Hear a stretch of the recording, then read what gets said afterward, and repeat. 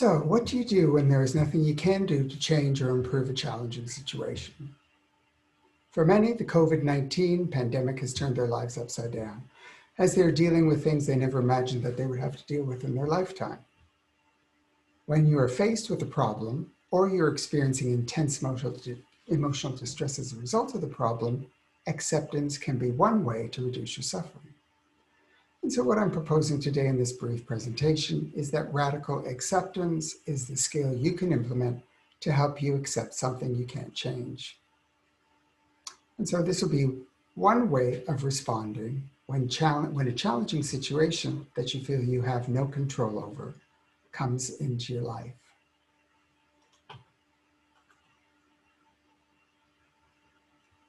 And so I originally presented a similar presentation, much longer, in response to a very large number of students who requested support for coping with feelings of anxiety and distress in light of the various things that they were having to deal with as a result of the COVID-19 pandemic.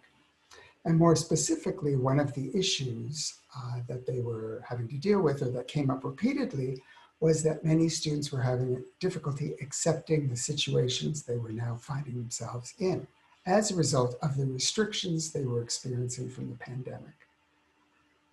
Now I realize that we're in a very different place now than where we were in April when I first presented this, but it's sort of difficult to believe that we're now 6 months into this new way of life, whether that's wearing masks or still maintaining social distance from people or socially isolating ourselves from one another.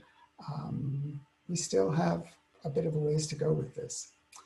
There may have been many things that were difficult for you to adapt to initially. Maybe you even experienced a bit of resistance to having to adapt to things, but eventually you may have found some ways to manage the situation. And that really speaks to your resilience, or the resilience that we have as human beings. And in fact, though, there may still be some things that you are struggling with. And out of this struggle may be emerging a variety of different emotions, behaviors, and thoughts. So generally, there are some ways to cope with things that cause us high levels of distress. And that's what we're going to look at here.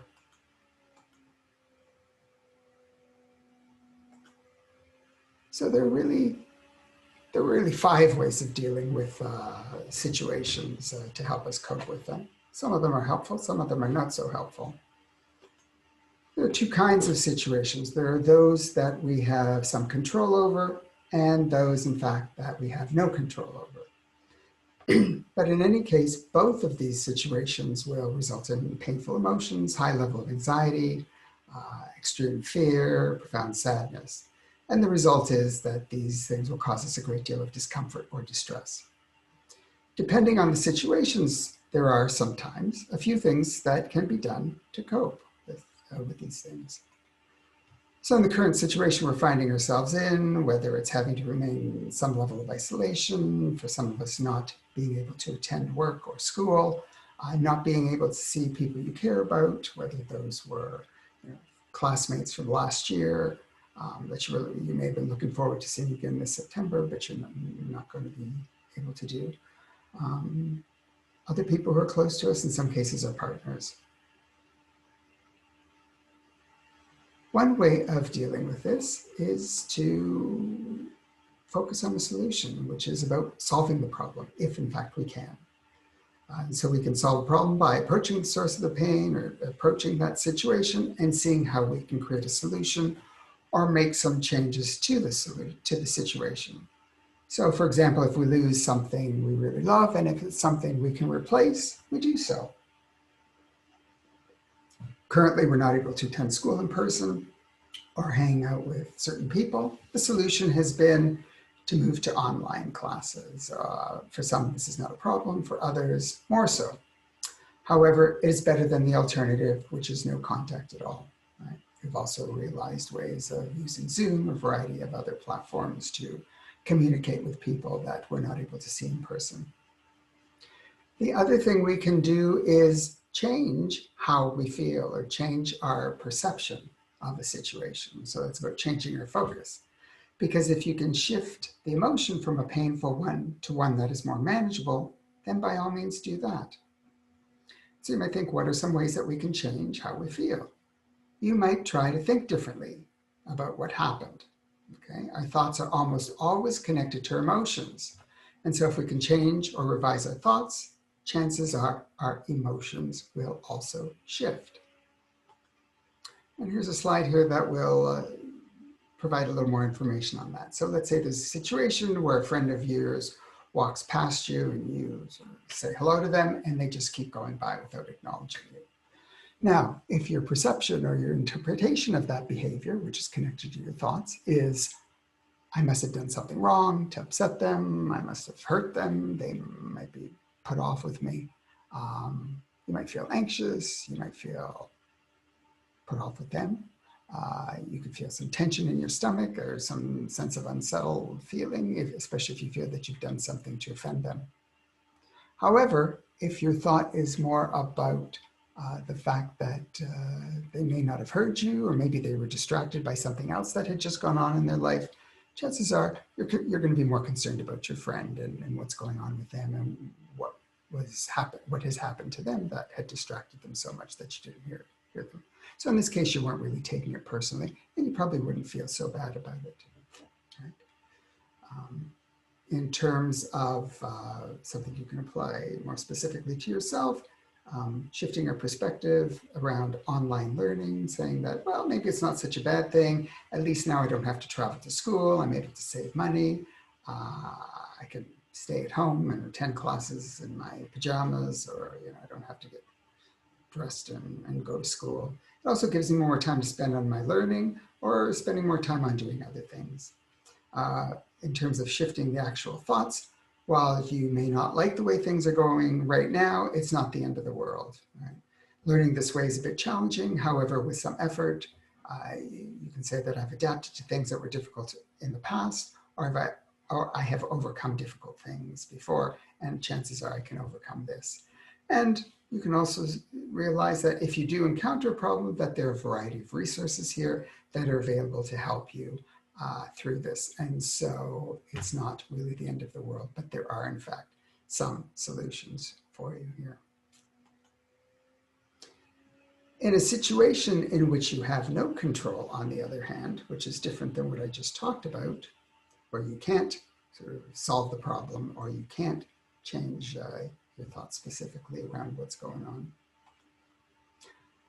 What I'm proposing is an acceptance of the situation, right? Accepting the situation means that you deal with what actually is happening and figure out what the situation calls for. Acceptance is the only thing left if nothing else seems to work in changing your painful emotions. Saying to yourself, I have to accept what has happened for now and hope that things will get better once social distancing and isolation are no longer a way of life or as restrictive as they are now. Right now, and that's a really important thing to say, like right now, this is the situation, right? Right now, this is uncomfortable, it's difficult, and at the same time, there doesn't seem to be anything I can do. It really is the opposite. But what if this hadn't happened? But what if I had done something else? But what if the situation was different? Or I wish this hadn't happened. I wish there was no such thing as COVID-19. You can spend a lot of time in that place ruminating, but it's not really helping you move on. Rather, what it's doing is it's getting you stuck in a specific place, right? Which isn't really helpful in terms of moving on or getting over things at all. And so for now, this is how you're participating in your classes. For now, you can only attend your classes virtually. You can only communicate with certain people by computer or phone. For now, you can't see your friends and classmates from last year. And for some of you, it may be about not even seeing your family right now in person. I said that there were 5 things you could do. We've looked at 3 of them: solving the problem, changing your perception, changing your thoughts, accepting the situation. The other things you can do is to stay miserable and really do nothing, right? And that's about doing nothing. You could become irritable or initially act out in anger, complaining to your friends or family or to anyone who would listen to you about the person or event that did you wrong, right? And what happens here is you tend to wear people out and they really don't want to listen to you anymore. You could remain angry, worried, and continue saying for a long time, this isn't fair. Stuff like this always happens to me and I never did anything to deserve it. Right? And again, people can only listen to that for so long. The other thing you could do is make it worse. And you would make it worse by acting on your impulsive urges, right? And so this is by picking fights, being aggressive, breaking things, relying on substances to cope with your situation, which really isn't productive, really isn't helpful, and it results in an inability to focus on anything else. You really become almost obsessed with that situation. However, sometimes unforeseen or unpredictable or even predictable things happen. And if you have no control over it, there really is absolutely nothing you can do to change or improve the situation. And in that case, that's where I suggest again radical acceptance, which is the skill of accepting things you can't change. Radical is about a complete and total accepting in the heart, mind, and body. And that's really about accepting it in really every part of your being, not just sort of thought-wise, not just cognitively, but really almost feeling it in every cell of your body. And acceptance speaks to the part of seeing reality for what it is. Acceptance can mean to acknowledge, recognize, endure, not give up, not give in.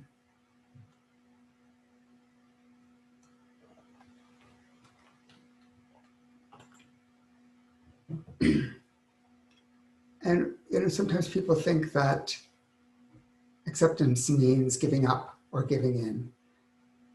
And it does in fact not mean that. It really is about seeing the reality of what's in front of you and moving forward from there. But it's not about resigning yourself to a situation and having a sense of being defeated by it.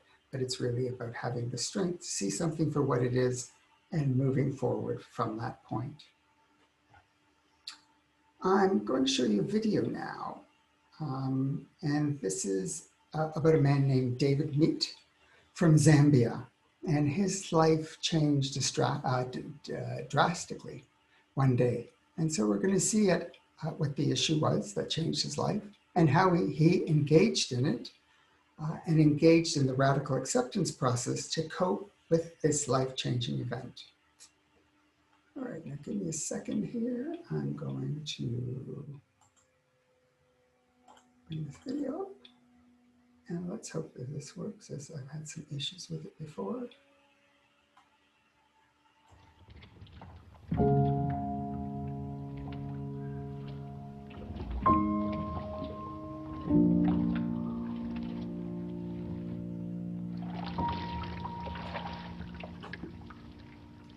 I was born in Eastern Province, eastern part of Zambia, in 1966.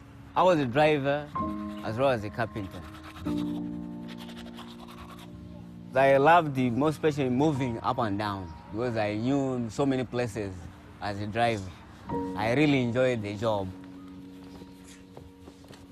When I was 34 years, my life changed forever.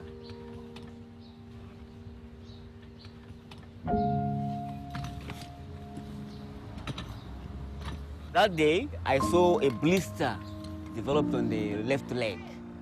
After some hours, it was another blister on the other leg. And then my legs turned black. I went to hospital. They discovered that gas gangrene, that's a disease I was affected with. And then the doctors just decided for this man to survive, you just have to amputate both legs.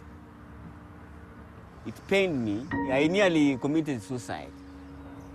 I thought that my life has ended. I'll never drive again. I'll never do my carpentry job. But through God's mercy and then the support of some religious people, I came back to my senses. I just had to accept to say, let it be the way it's supposed to be.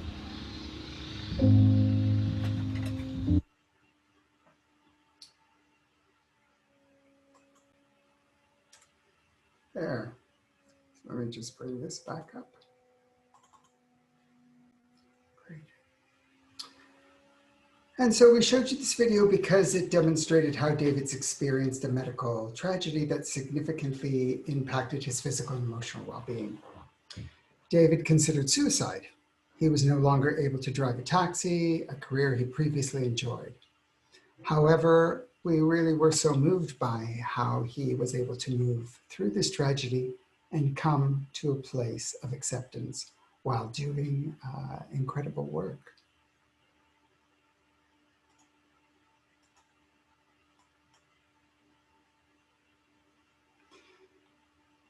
What would have happened if he had not accepted what had happened to him?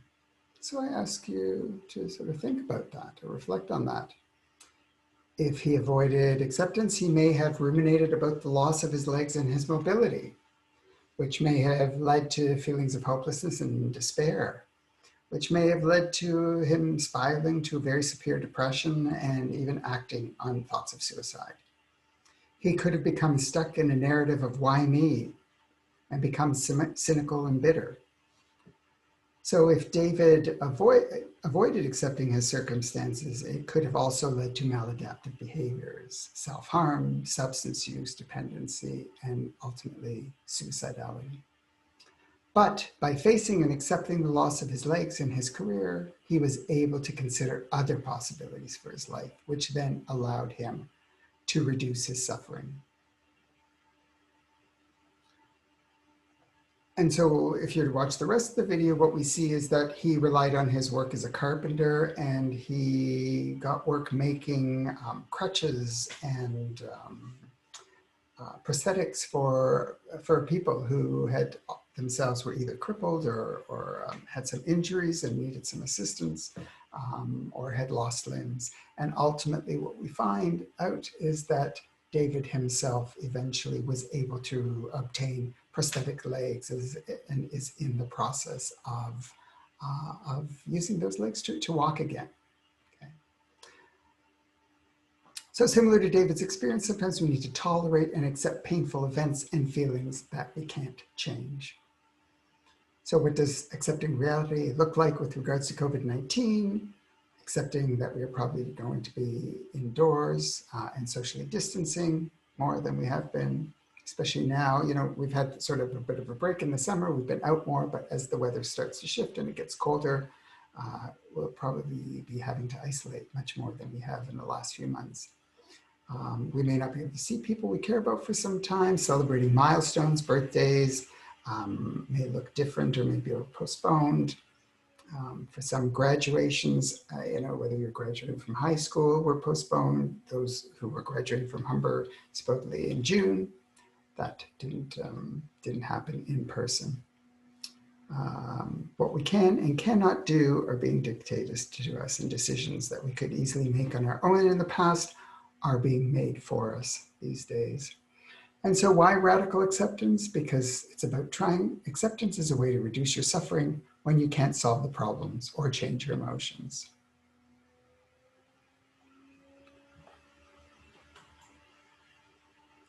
And so in the final few minutes of this presentation, I'm going to focus on how we can do that. Okay. And so we come to this road in our lives in this case. Acceptance helps you cope effectively with your emotions and move on rather than suffering with bitterness, as I've said. And acceptance is a choice. It's like coming to a fork in the road. And we refer to this as turning mind, because when we are faced with a difficult situation, we more metaphorically come to a fork in the road. We could go towards acceptance, which we refer to as willingness, or we could go towards resistance, which we refer to as willfulness. We go towards acceptance by turning the mind, which is making the choice to accept the situation. And you have to turn your mind towards accepting the road, towards the acceptance road, and away from rejecting reality road. It's a two-step process. It's a conscious choice. Step one is to be aware of whether you're not accepting reality. And how would you know this? If you're feeling anger, bitterness, asking why me, persistently telling other people the story of what happened with you. If you're ruminating, if you're going over and over and over the situation and you can't seem to let go, is an indication that you're not accepting reality. And step 2 is about making an inner commitment to accept that reality. And realize that acceptance is not a process. It's not a one-time thing. It may occur over and over several times. And we refer to this, as I said, as turning the mind, which is the act of the conscious choice to accept a situation, sometimes over and over again. We may have to repeatedly turn our minds to go down the path of acceptance when we find ourselves not accepting our reality. But there are several things that can interfere with our acceptance, and those are our beliefs. So if you see the acceptance of your painful situation as a weakness, chances are it'll be a challenge for you to accept it. If you believe that by accepting the situation, you're okay with the way things are, or you've decided to accept a life of pain. Emotions, if you feel the following: intense anger at someone or something that caused the painful event, unbearable sadness at the loss, guilt about your own behavior, shame over something about yourself, rage at the injustice of the world. The intensity of these emotions, sometimes they may seem out of proportion to what the issue is. This is an indication that this could be interfering with your acceptance. I mentioned briefly earlier willfulness and willingness. Willfulness is just the opposite of the ability to accept. It is not facing reality, not doing what is needed or what the situation calls for. Willfulness is refusing to tolerate a situation or giving up. Trying to change a situation that cannot be changed, or refusing to change something that must be changed. It's the opposite of doing what works. Willingness, on the other hand, is about allowing the world to be what it is and participating in it fully, doing just what is needed, no more, no less. It is about being effective. It's about listening carefully to your inner wisdom or your gut and deciding what to do. So when you're stuck in willfulness, ask, what is the threat to accepting? What is the threat to letting go?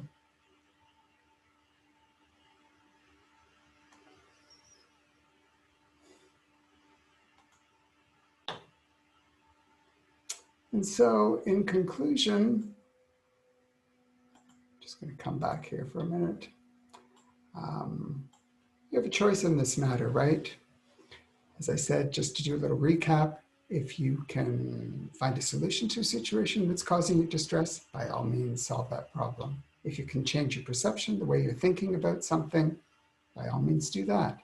However, if you find yourself in a situation that you really have no control over, or you perceive that you have no control over in that moment, then radically acceptance can be a skill that you can implement to help you get through those challenging moments. Okay? I hope this has been helpful for you. And again, my name is Andrew Poulos. I'm a counselor here at Humber. I work primarily at the Lakeshore, but now in this virtual reality that we're in, all our counselors are supporting students at all campuses. So if you do need any additional support, by all means, contact our office at counseling@humber.ca and request an appointment with a counselor, and they will make an appointment for you. Okay? Bye for now.